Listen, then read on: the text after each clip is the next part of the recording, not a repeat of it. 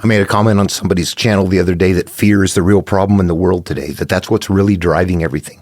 Humans are very fear-based, and that there's something going on at a deeper level. The idea is that it's religion or GOP or the liberals or whatever the case may be. There's something bigger going on that's underneath. There's a bigger drive going on, and it can't be changed. We're really stuck on a course. And the person asked me if I could elaborate a little bit more. Do you think we can evolve beyond fear? And I want to talk about that. All right, I will say that as far as what people understand about chosen people, I am a chosen person. But I'm going to tell you what that truly means. It doesn't mean that there's anything specially chosen about you. It means that you have a brain type that's going to allow you to have a certain awareness that you're going to get stuck with. The video that I commented on was something about stupid people. And I look at that, and through my life, I've worked with a lot of people that I thought, boy, these people are just really, there's something not right upstairs. Eventually in life, I accumulate enough data to understand that they're all normal people, that I'm not. That I see and understand things and can drill down and see cause and effect in a way that they can't. But we first live our lives that way, just judging what we see. At some point, a certain brain type is always looking at something and going, what is behind that? What motivates that? What motivates that? Our brains are working that way. That's a chosen one right there. Somebody that can figure it out. That's all. You're not special. You're not going any place beyond here that's special or anything like that. We get full of ourselves and get our God complexes, but there is something there, but it's all mental. It's something that we can interact with and understand. Okay, what I want to do is just read the comment here. The video is called Stupid People, the Greatest Threat to Liberty, and it's on a channel called The Fallen King. And I commented, the force driving and over-evolving humanity is fear. The same fear that keeps us alive is going to kill us. Religions are psychological drugs for the brain types that are so superstitious that they need to believe in a local version of supernatural fantasy in order to feel better. It is selfish when observed. It is fear-based, as are animals. But in the process, Abrahamic religions also demonize all the other tribes. Nothing screams evolution like varying and constantly morphing religions. And the content creator replied back, thank you, Daniel. Your insight is sharp and unsettling in the best way. Fear does seem to fuel both survival and destruction, especially when cloaked in belief. Do you think we can ever evolve beyond fear or only deeper into it? I don't think it'll change. I think it's going to stay what it is, but here's a trend, here's a pattern. What we need to do is be a fly on the wall of history. Let's go look at humanity from early on, from millions of years ago, all the way up through more recent times, and look at a pattern and a trend and see where we fit in that trend. And I think it'll help people observe for themselves what's going on. You don't need anybody to tell you when you can see it. You don't need to go to a college and have somebody teach you something about Genesis, for example, and then come and talk to me and I ask you how many times was 900 said and 800 in the 7-3 grid and the 7 repeats. Colleges don't know that. They're not breaking the stuff down. They're treating it like it's historical instead of finding the hidden code. So when we find the hidden code, we get into things we see for ourselves. This material was made long ago, put into these verbal mechanisms that were memorized, and through this memorized mechanism that we hold, there's a pathway out if we find it. That's what we're looking for, the pathway out. That means we see it for ourselves. All right, that's another indicator of being a called person, is that you stop following somebody else's doctrine and go, okay, what's this about? I see it's an inward path. I'm going to turn inward. That right there makes you a called person. It's nothing. I mean, it sounds like, something special or whatever. And there's a lot of people on the outside of understanding here that, they put themselves in that category, but they're the ones with God complexes. It just means that you have the capacity to understand something that they can't comprehend. Now, there's an evolutionary issue, and there's also it's not a simple process, but there's a few pieces that need to be understood. One of the things that's very important is that through evolution in a group, we gradually evolved with certain brain types that made us all different enough that the group of people together had more capacity than if there was 100 people together with these different brain types in a certain balance, they could accomplish a hell of a lot compared to if everybody had the exact same type of brain type. There's an organization that began to happen naturally that we begin to see by changing brain types, and we don't consider brain types. We need to be looking for introverted feelers and perceivers, the people that have high empathy, they can't shut off the world, that sense things. Those are the people that are going to be called people too. What happens when this group evolves naturally is that we're small, we're fragile. There's big animals out there. We would have been just like, I don't know, like lemmings maybe at first. These little, these turning to two-legged little creatures are good food, and they're slow and they're weak. Yeah. So, you're going to have fear and you're going to have pain. Without fear and without pain, you stand there and watch as that lion's starting to rip off your second leg going, I wonder what's going on. You wouldn't make it. You have to have fear to get away from danger. You're driven from fear and driven towards joy. Those are the two emotions. We are emotionally driven creatures at the very core. We want to be happy. We don't want to be afraid. We want to be happy. We don't want to be afraid. That's the core right there. Within this group, though, you got different brain types. The largest group is the center group, the hunters, the foragers, the baby engine. From this group, though, you've got the hunters, foragers, gatherers, the baby engine, like I said, but also, people that combat, the soldiers, all that kind of stuff right here. People that are going to take orders and do what they're told. And they're under guidance from the alpha male and the warning signals from outside the group if something is coming. That's what controls that group. And they also they don't distinguish friend or foe very well. Their objective is if you made it to the inside of the group, you are going to be treated as an enemy. The best thing to do is to err on the side of safety. That's the proper thing. So if you've gone from the outer perimeter, if you're a creature or something that is unrecognized to the group and you get to a certain distance, I'm going to instantly treat you like a threat. I don't give a damn what you are. That's their brain type. Or the called person is like, I can't stand it in this group. I need the group. I'm not going to live on my own, but I can't stand it in the group. I got to be to the outskirts. You are now a highly sensitive, very aware first line of, you're like the observer. You're guarding, you're watching the group by being forced to be you're so sensitive, you can't stand it. You get to the outside, you sense everything that comes up on you. Okay, these things are getting built into brain types. And what this does is it makes that group highly survivable compared to if it's just a bunch of people with all the same kind of brain types running around. You got the alphas in charge, the rest of the people are, following along. There's a few on the outside though that don't fit either one of those groups. That's us. That's going to be a small group of people for a certain reason. So that's where we're starting to see what they're doing. They're calling it called person. They're putting it into a vehicle that people are going to egoically grab onto. Oh yeah, I'm the called person. I'm special because we're afraid. We're fearful. Well, what happens eventually, humans develop enough that we know we're going to die. We're very aware of it. We know as soon as we're old enough and we begin to observe it that our end is there. We don't like that. It's like the fear of something stalking you is there all the time, even when nothing's stalking you. So it just feels like it's not okay. So at some point, we're looking at civilization. Let me jump back again here. I kind of jumped ahead. We go back to this small group. This is how things are evolving, and it's really optimized. For millions of years, it's this way. Most people are this way. Fewer are that way. There's the ones that are engineers. They're the ones that are experimenting. And this was toxic last time. If we boil it twice and smash it up and turn it into a mash and mix it with this, then all of a sudden it's okay. There's the people that are the people that go fly wingsuits and adventure and things like that. Another smaller group that are like, you know what? We need more resources. We're going to run out of here. We're going to go explore and look for other things. You can see in the population, if you can kind of bring that back. We're looking at effect. What is the cause? Why are people this way? Why are there different ones? And then they look at each other today and go, you guys should stay home. You shouldn't do this. You shouldn't do that. Everybody's doing what their brain type evolved for. Okay, so the fear and all of that is there.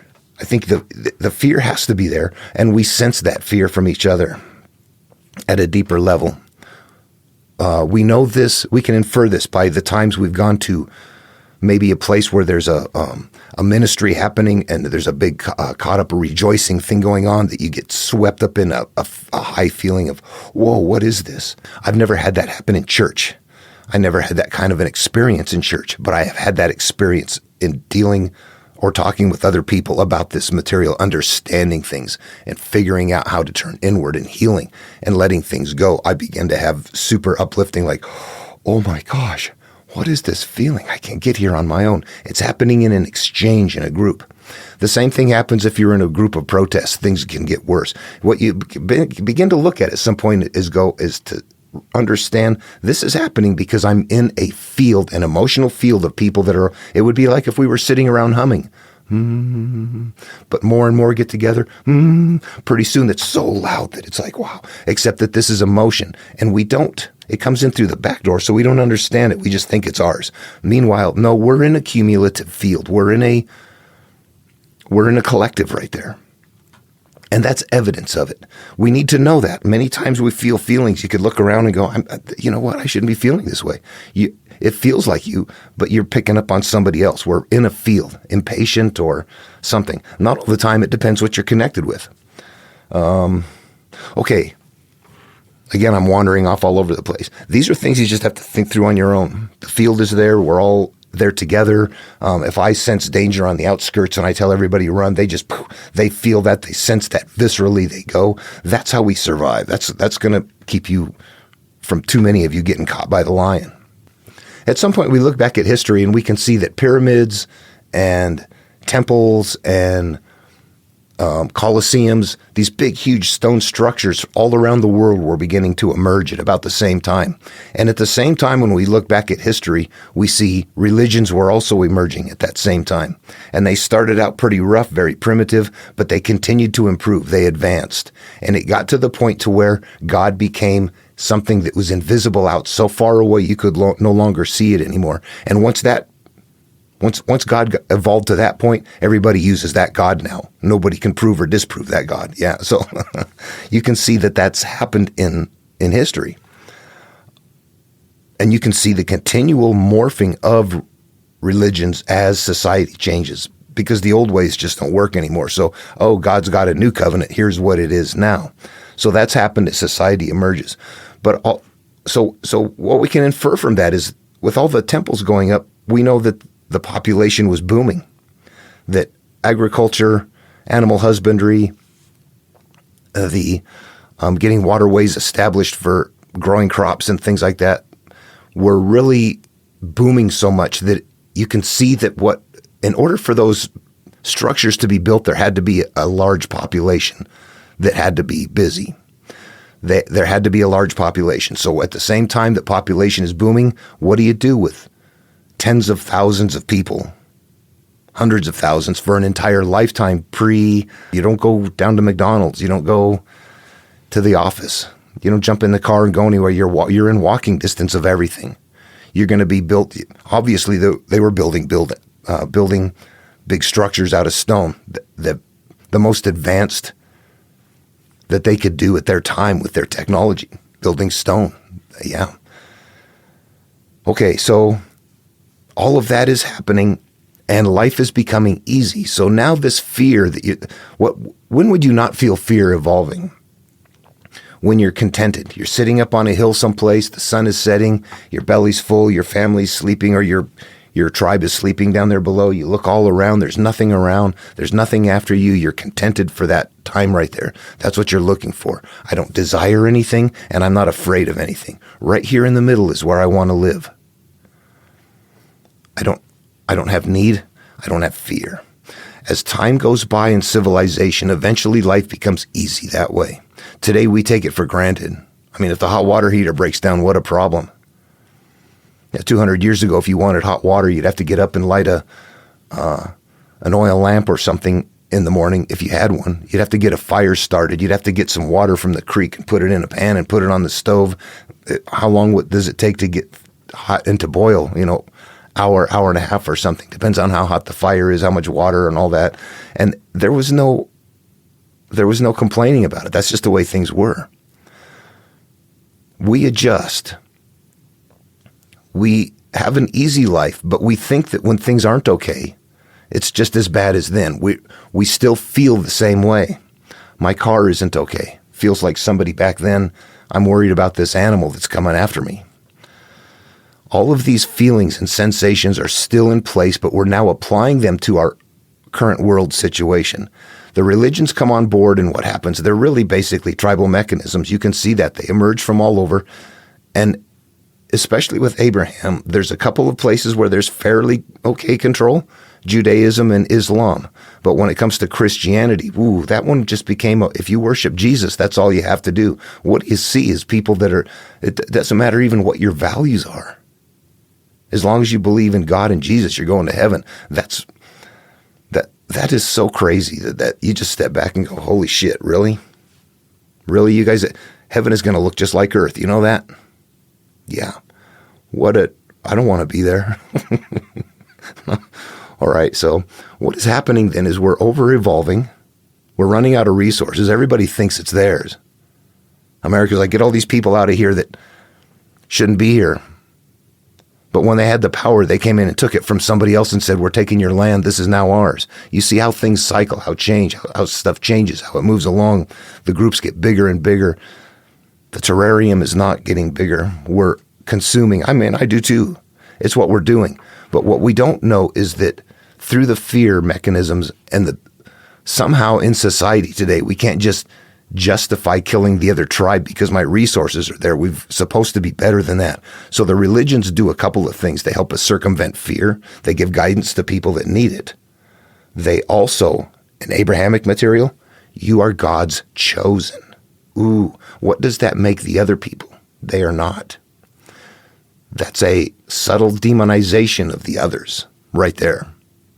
We are better than you. We are chosen by the Creator to be His people. And then they believe that, and guess what? Bye. Demons. Yeah, there's some things wrong. The religion at some point looks to be like, among other things, also justification to continue being the evolutionary tribe that dominates. Think of this. Step back far enough and look at it. One God, Yahweh, who turns into God /Jesus /Holy Ghost, who converts back into Allah. And with one God, there's not a single umbrella there. It's you look at that and go, yeah, that's very broken. That's not a God-driven teaching. That's a human-driven teaching. All the same God, all three different. Yeah, they're not sharing anything. They're making it their own. If I truly came from outside without any a fixed idea about what's going on, I would think like an alien coming here and learning about God and learning about Earth. I would say to myself, how come all of these people are like that when they claim a God? If they really had a God, wouldn't God bless the earth? How come does God only blesses specific places and they're all different? I would not look at that as anything other than a tribal mechanism. However, things are breaking down. The planet is really, well, yeah. It's hard to look at all that stuff and people just put their heads down and go, that's crazy. It's never going to happen.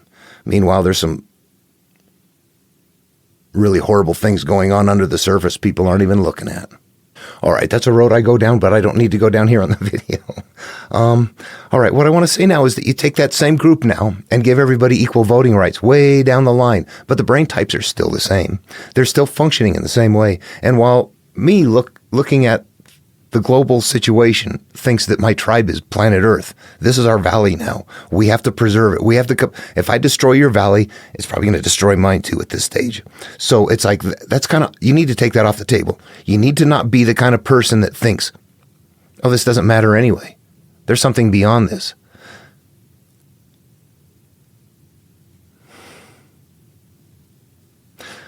If you don't give them voting rights, evil still happens anyway. You can see that where people maybe don't have as much freedoms, but things can still happen. It depends where you are. There are very consistent controls in some places. Saudi Arabia, things like that. You don't see, I mean, there's issues that come and go like anywhere else, but you don't see a political landscape changing all over the place. In China, same thing. There's certain controls put in there that are like, nope, we're not going to allow this wandering all over the damn place to where it swings far right, swings far left, swings far right. Nope, let's keep it down the middle somehow. And there's people that say, I don't like that. But then you look at the alternative and say, well, you had your chance, but now what? The people that don't do the clear thinking have the power. Yet they will say they have. I mean, there's nothing you can do. It's an impenetrable process. It's within the perception of the other individual. Anyway, that's what I see happening now. And more than that, what you have to understand is that it is based in fear of death. So when you're going after what the belief is, you're actually re-exposing them to the truth that they don't want to hear. And it's something that you can get there in your head, but they can't in theirs. It just sucks. I could go more into it, but I try to avoid I don't want to get into the whole political landscape and things like that. I think that nothing can be interrupted. I think that bad things are happening, but I think that they would be happening anyway, and that they're a normal evolutionary thing, that it isn't a Christian thing. Christian is an excuse. It's the real drive is fear and over-evolution and feeling like loss of resources, like I need to defend myself. However, we've adjusted to the point to where people's resources are no longer, lizards and some tubers and, roots of some sort. Now they're like hundreds of acres in this land and all kinds of things. You're taking my stuff while other people elsewhere were populating someplace that don't have anything, that want to go someplace. Yes, there's criminals that move around with that, but I think by and large, most people are looking to have a life. Most people want to be just like us. I want to have a happy life. I want to be successful enough that I don't have wants. I want my children to be happy. I don't want them to be picked on. I want them to be educated. I want them to have the same opportunities. I want people to live happy. But what happens at some point is it gets so much room. There's an imbalance. There's different brain types. There's some that are so unreasonable that, boy. Yeah, well, anyway. Okay, that's what I wanted to say. Do I think fear will ever evolve out? No, I don't think it shouldn't. Fear should never be gone out of life. I mean, stand in traffic without fear. No, you have to have the fear. There's something that's got to be there. The thing is what we have to do is understand reality and learn how to manage fear.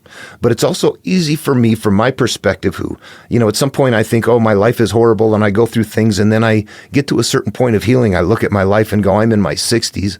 I'm successful. I had things work okay for me in life. It didn't start out okay, but ended up okay. There's people out there that didn't make it even this far. There is not a damn thing wrong with me. I'm fine. I'm a fortunate individual. But the religion does circumvent looking at truth. It does. It starts off with a conviction and then does everything it can to maintain that conviction, which is a conviction that is based in fear. Christianity is fear-based. They put that in with first sin. You are going to go to hell forever. It's not your fault. You didn't do it. But if you join our church and Jesus, he died for your sins. So all you got to do is worship him and bingo, you're in. We'll put the ladder to the treehouse down for you. Yeah. And people do that. So, all right. Well, okay. I tend to go on these, but I don't get too many opportunities to put up videos like this. And since somebody's got a channel popping up there, I'll go ahead and do it. And the content really isn't mine. I think that I'm looking at something different, and getting involved in that as a fight back and forth that's a game I don't want to play. There's a metal path that I can see that I want to expose, and that is incredibly difficult. I mean, I can see it, but it doesn't mean anybody else can. You can't prove anything if nobody can understand what you're talking about. All right. Anyway. All right. Now, fear better be here, but we're not managing it. People that stand up with guns and violence and body armor and power and destruction, that doesn't mean bravery. It means power and strength. There's going to be fear. Fear drives humans. People will say, nope, I live day to day without fear. And that's because you're in that zone in between the two. You're living in that zone where nothing's after you. You got success. If you're struggling with making ends meet, having a job, family issues, things like that, it's going to be a different story. You're going to feel it. If you think, no, everything is fine for me, then you're in that comfortable zone. That's all there is to it. Any small change could shift you into, oh, now I'm fearful again. Or, oh, I'm joyful over that. We can shift back and forth. But anyway, okay, so I think what has happened then is that fear is normal. We evolved with fear. We've been living in a period of ease where many people can live without the fear, living in that comfort zone. So we've become accustomed to not having the level of fear that they had. Or we might have the same level of fear, feel the same way, but not based on the same thing. It's no longer based on, somebody over there with their spears trying to kill me and take my resources. It's based on, I don't have 3 meals a day, which we didn't evolve eating anyway. There's a lot. So we get these desires, we get things going in. We can have a lot of internal, mental, it's due to mental, but it's an emotional funk based on life experiences. That's happened with me quite a bit in the past. And I've understood that I've had to resolve things. But that's off the subject here. What's happened is that we've become accustomed to humanity of really where we feel things are bad when things are actually pretty good. And if they turn bad, it's going to seem like something worse than it's ever been, when it's really going to be returning to the way it once was. We're actually in a lull of fear. Society is in a lull of fear because of its success. Before its success, it would have high fear. Then during success, there's the opportunity. Within that, there's still people with fear. There's still people that aren't making it. There's still, anywhere, homeless and all that. People that are shunned for whatever reason. And you know what, though? If I try to think of what my life would have been like as a teenager back then, I mean, like maybe a couple thousand years ago, in the, like as a Native American or something like that, a cliff dweller, let's say, somewhere close to home for me, I would never be doing recreation. Life would never be that way. Life would be this very focused survival, building up the rock structures, making sure everything is safe, getting your resources, minimal amounts, protection on a day-to-day basis. Today, we can go out there and be on an inner tube behind a boat that's zipping around, hitting wakes and bouncing around and things like that. Something they would have looked at if they could. They would never have imagined that in their minds. We get stuck in where we are. We get in our modern biases. We don't realize the trends that we're existing within. Anyway, that I think that in the end, of course, there's no way of not understanding that if there's a demise, that it's going to be globally painful in a large scale. You just have to know it's coming. And that at some point, if you step back far enough, you see that Earth has a lifespan. And we want that to be a long time. We really do. I want it to be a long time. But I think the time people wake up cumulatively is going to be the time when they go, oh shit, we should have paid attention. Yeah. So that's my take on it. Just because of the way things are, the way people are. All right. Dark stuff. I think that's the truth. Take care.